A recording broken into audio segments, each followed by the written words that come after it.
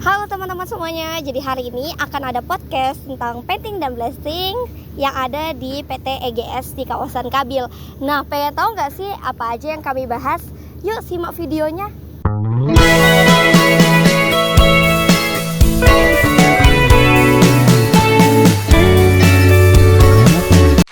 Halo semuanya, jadi hari ini kita akan ada podcast tentang painting dan blasting bersama narasumber kita. Halo, nama saya Aska. Saya di PT Energi Geraha Semesta sebagai material control. Di sini saya akan bantu teman-teman ngejelasin tentang proses blasting dan painting. Oh, disclaimer, di sini saya masih belajar. Jadi kalau misalnya ada salah-salah, mohon dikoreksi. Santai, kita belajar bareng di sini kan. Oke, dengan saya Nadira dan rekan saya Isromi Mukti. Oke, mungkin bisa dijelasin Pak, apa sih kok painting dan blasting itu? Kita pegang aja ya. Daripada Boleh. kalau blasting sama painting ini dua kegiatan yang berbeda. Tapi sebelum painting, blasting ini diperlukan sebagai surface preparation. Jadi sebelum di painting ini dilakukan dulu surface preparation. Sebelum blasting ini masih ada banyak tahap. Kayak yang kita lihat di belakang, ini solvent cleaning. Kita bersihkan dari musuh-musuh dari Jadi cat ini nih nggak bakal lengket kalau ada yang menghalangi dia dari substrate. Substrate apa bahasa anak kuliahnya substrate ya? Substan gitu ya. Jadi ini plat yang mau dicat nih, terus di atasnya ada debu atau ada minyak, baru di painting. Berarti kan ada lapisan yang menghalangi si apa namanya tuh? Kayak kalau bahasa ini kayak ada gumpalan gitu nggak sih kalau dia di ini? Gumpalan apa ini? Sama-sama ada debu-debu. Gumpalan apa? Kalau misalnya ada ya anggap aja kita mau ngecat tapi ada barang terus dia ikutan tercat jadi berbentuk gitu nggak sih dia? Sebenarnya sih lebih kayak menghalangi ya. Iya. Ini misalnya ini nih, Jelek lah ibaratnya. jadinya dia nggak nempel karena dia ngalangin kan. Si cat ini kan bakal merekat di si substrate ini ya. Misalnya ini si platnya nih, ini plat-plat yang ada di sekitar kita. Nanti dibersihin dulu dari debu, minyak, sama grease. Dibersihin di belakang, kayak di belakang.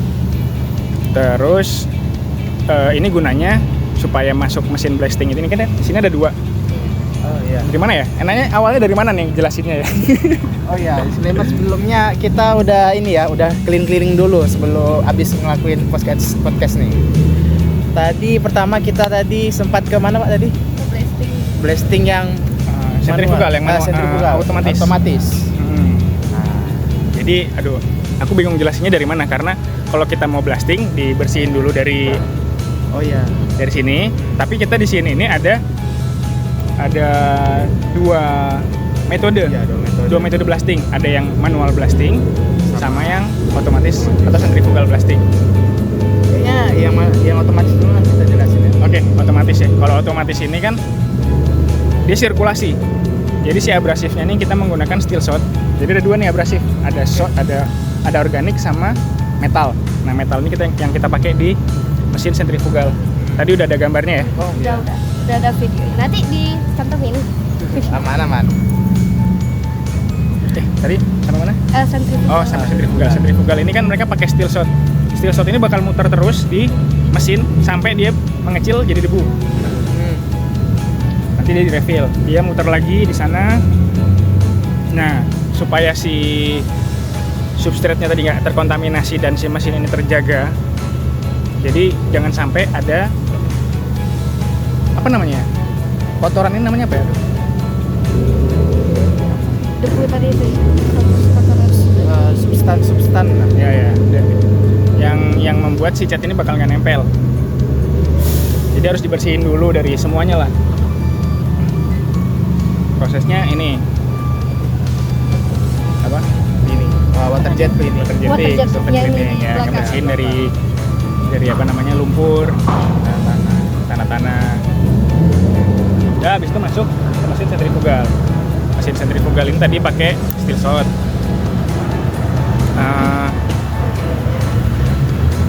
Kayak yang tadi udah aku jelasin waktu di jalan ya. Iya, betul. Harus dibersihkan dulu dari mill scale. Makanya kita masuk ke mesin blasting. Betul. Juga untuk membentuk profile supaya si cat itu mencengkeram. Lengket. Nah, udah habis itu langsung dilakuin painting menggunakan mesin airless. Kalau di arahnya Tosan ini menggunakan mesin airless untuk produksi yang lebih optimal. Oke. Apa lagi ya? Kalau kita tadi sampai di bagian, berarti perumpamaannya yang ini pas bersihin blasting itu kayak kita tambal ban tadi kan? Ya, itu supaya rekat ya. Tapi rekat. Ada juga, bukan ada juga ya. Sebenarnya itu buat ngebersihin dari sisa-sisa mill scale. Kalau cengkeramannya ini kan macam-macam. Oh iya. Macam-macam. Jadi ada yang cengkeramannya dia parabola, ada yang membentuk jurang. Jadi tajam-tajam dia. Kalau tadi kan kita lihat bentuknya karena ditembak sama steel shot, dia bentuknya parabol kan? Fungsinya juga beda untuk apa ya, spek di catnya. Oke, lanjut di pertanyaan pertama. Apa itu coating dan kenapa sih penting untuk kapal? Menurut Bapak tuh gimana? Kalau sepengetahuan saya, coating ini untuk mengurangi laju korosi.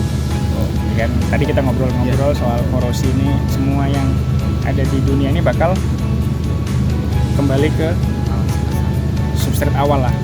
Ya kayak manusia nih, seger ya kan, masih bersih, terus keriput, meninggal, Jadi tanah lagi. ke dissolve lagi ya kan sama tanah, balik lagi ke tanah. Sama kayak besi ini juga punya jangka waktu ya. Nah, coating ini sepengetahuan saya untuk mengurangi kecepatan lajunya itu tadi, mengurangi apa tadi?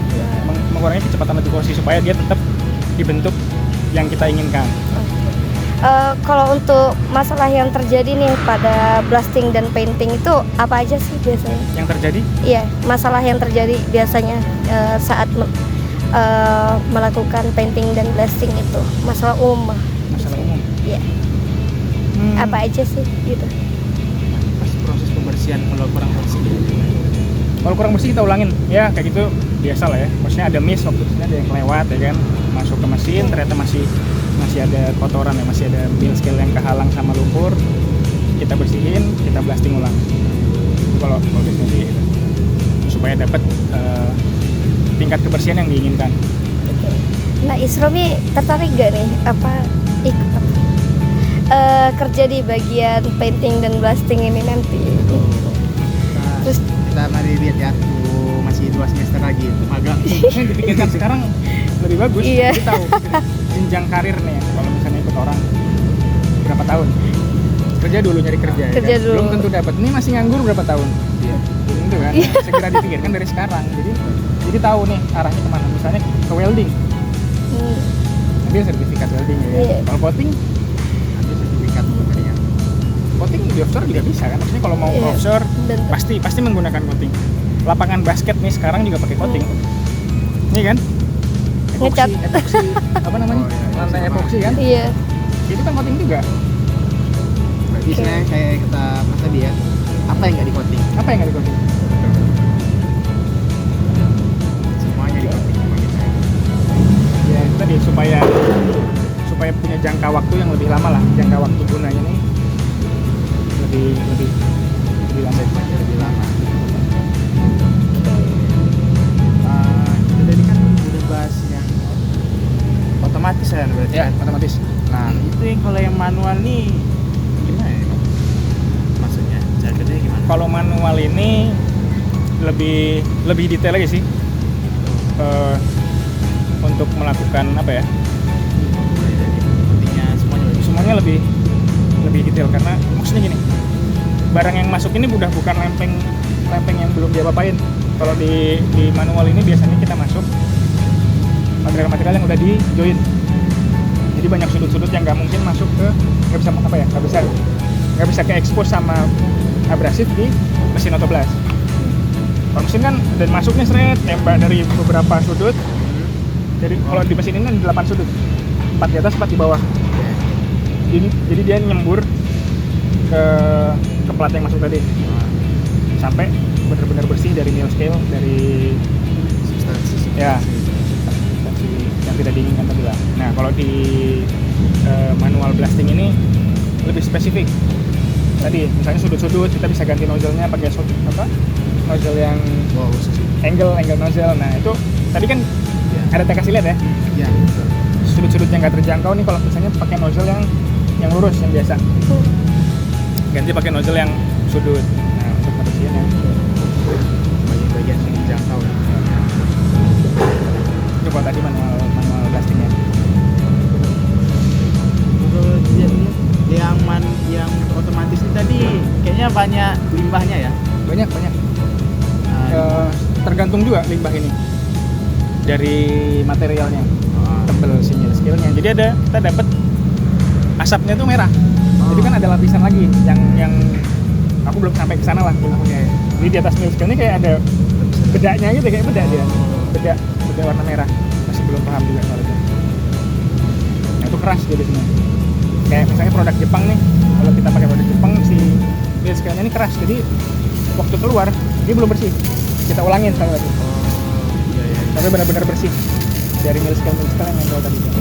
Jepang itu lebih keras, itu tahu ya. Terus yang tadi yang sama pakai mirip biji besi karatan tadi. Oh nanti diangkut sama ini limbah. Kalau itu manajemen kantor, jadi kalau kan di sini beda ini ya. Iya, Arah kita ya. beda arah. Jauh. Salah jalan Pak. Balik ke jalan yang benar. Mau jalan kita guys. Mungkin kalau untuk memudahkannya ya, perbedaan dari painting dan coating itu bisa dianalogikan dengan skincare dan make up seperti tadi yang kita sudah sampaikan ya. Sempat ngobrol. Belum bisa sampaikan belum? Enggak, baru ngobrol, sorry. Belum. Jadi ini kita sampaikan lagi nih di depan kamera teman-teman semua ya kan. Ngobrol di belakang. Bener. Jadi kalau blasting itu ibarat kata skincare-nya ya. Terus kalau paintingnya jadi kayak perawatan wajah lah. Iya, perawatan bener. Perawatan wajah biasanya. Kesehatan ya gitu. Untuk ngejaga kulit kita supaya nggak cepat keriput ya kan? Iya bener. Kalau bahasa cewek itu skin barrier gitu, gimana sih gitu, biar nggak rusak. Terus ditumpuk sama make up kan dia nggak nge-crack, nggak keki segala macam kayak gitu. Nah begitulah kok di painting dan blasting seperti itu teman-teman semuanya. Ya. Ada lagi nggak? Apa tadi? Kita biasanya gimana proses? Jadi kita samain ya proses di lapangan sama di kehidupan sehari-hari. Ya. Tadi gimana? Kalau biasanya kita sebelum make upan ngapain? Iya, kalau biasanya kan kalau sebelum make upan itu kan kita ada double cleansing biar bersih, cuci muka ya kan. Nah, itu sama dengan itu di belakang kita ada cuci muka nih belakang. Iya, cuci besi apa ya besi gitu. Ya pakai water jet gitu.